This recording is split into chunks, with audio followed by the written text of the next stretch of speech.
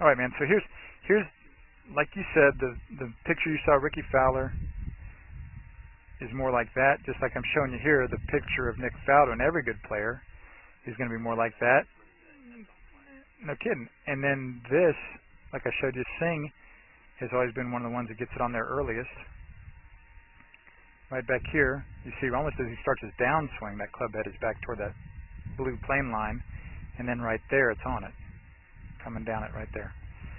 And that's much better than what you started with today, Larry. I like to even say on things that look like the same.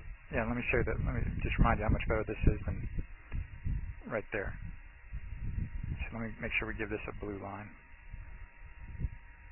And save it so we don't lose it. Let me put you back on Sing. Right there.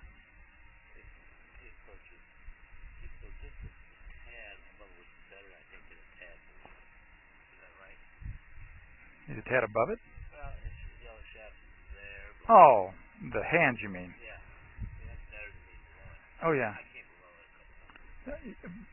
it. I doubt that we'll have to worry about that for months. Yeah, I doubt we'll have to worry about it for months. You'd be too much underneath it. But that's better. And again, too, I want you to see the progression here today. That's the 3-wood that you were ripping out there pretty well, but remember, they were either pull hooked a little bit or they had a pull slice to them a little bit.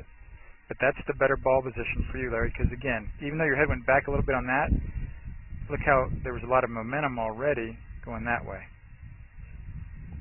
And then we started working on the downswing plane, and you got it right away. So we concluded that that's easy for you. Like I said, we've actually found something easy for you here, and it immediately helps the ball flight. So if that was on plane beautifully, you just cut way back toward the heel, and then the very next one, on plane beautifully again with the club head early, like you saw with that Ricky Fowler stuff. And that's taken away the pull hooks and the bad fat. And any that were fat here, remember, immediately you said, oh, that was fat, but oh, gee, it went pretty well. So now I like that in terms of ball flight tremendously, and I'm saying that's very significant. Okay? And you said, Joel, man, I'm back to hitting it fat and pull hooking it. And then you ripped all those 3-woods pretty well, but even still, see, I'm saying they were good because they were solid, but I'm saying I still noticed the bad part of it.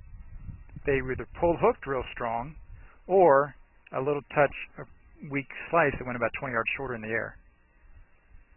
And so I'm saying absolutely on plane with the downswing with the club head, as you saw there, get you out of that. And your misses were so much better. The thin misses were still incredibly high, and the fat misses were still incredibly high and strong. So I love that for the ball flights. And the only change on the video really is the club head path on the downswing.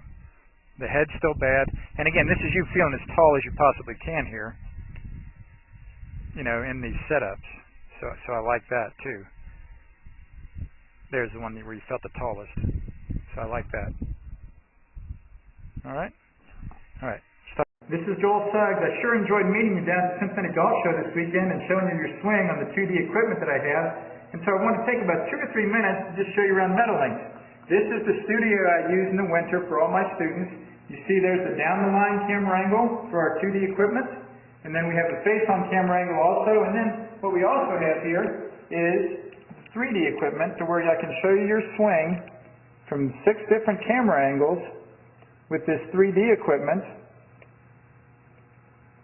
and we can get your swing from down to the 1/120th of a second in terms of exactly what your hips, shoulders, and hands are doing in the swing. And then also, I have the most realistic hitting curve I've ever seen from puttersedge.com. So when you hit your full shots, it feels as realistic as possible. And then I have 3 different green speeds for you to practice your putting. 9.5 on the step meter, 10.5 on the step meter, and 12.5 on the step meter. That's benefited my students tremendously.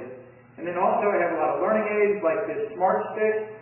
You can see the rest of those learning aids over here in my bag that we can work on to help you learn the certain fields in your golf swing that you and I both want. And then also I help my students a lot with their equipment through the winter. This is a frequency analyzer where we twang your club and it gives us a reading here. And then also we plot your whole set, each club on these lines to see if the set is really matched or not. quite often they aren't, and it helps my students tremendously when they find out what clubs are the offending clubs. Then if we get tired of being indoors and want to go outdoors and hit some, we can do that. It's my daughter. Ellie, good to see you. I haven't seen her in weeks. No wonder you've been gone, Ellie. You've been out here playing in the snow all this time. But this is our natural turf area. This is closed until April, as you can see. But it's a fantastic area where we can step outside and hit some balls and get some real ball flight. Or, if we get pretty satisfied that things are looking better on the video here, we're kind of cooped up inside and want to go outside, we can step on out and hit balls and see real ball flight for about 5 or 10 or 15 minutes, however long you and I can stand the cold, out into the air, and we see them land at these different flags. I have a yardage book for this driving range. It's the first one I've ever seen in my life where we know exactly what it is with the front, back, and middle of each green. And again, the covered area here is heated, so we stay out there for about 5, 10, 15 minutes, like I said. It enables us to see some ball flight, and then we get satisfied that things are looking the way we want, and we can come back inside, take off our coat, and look again at the video equipment to see how your swing's looking, to make sure that you understand it. And then notice too, my exercise ball up top here, and then also, so I help my students a lot with their fitness through the winter, and then I will help you also with your sports psychology, with your golf psychology from the golfpsych.com people down in Texas.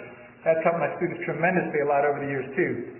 So again, I sure enjoyed meeting you down at the Cincinnati Golf Show this weekend. I look forward to seeing you again out here this summer at Meadowlinks, or even right now in the winter. I have a lot of people that work on their games with me right through the winter.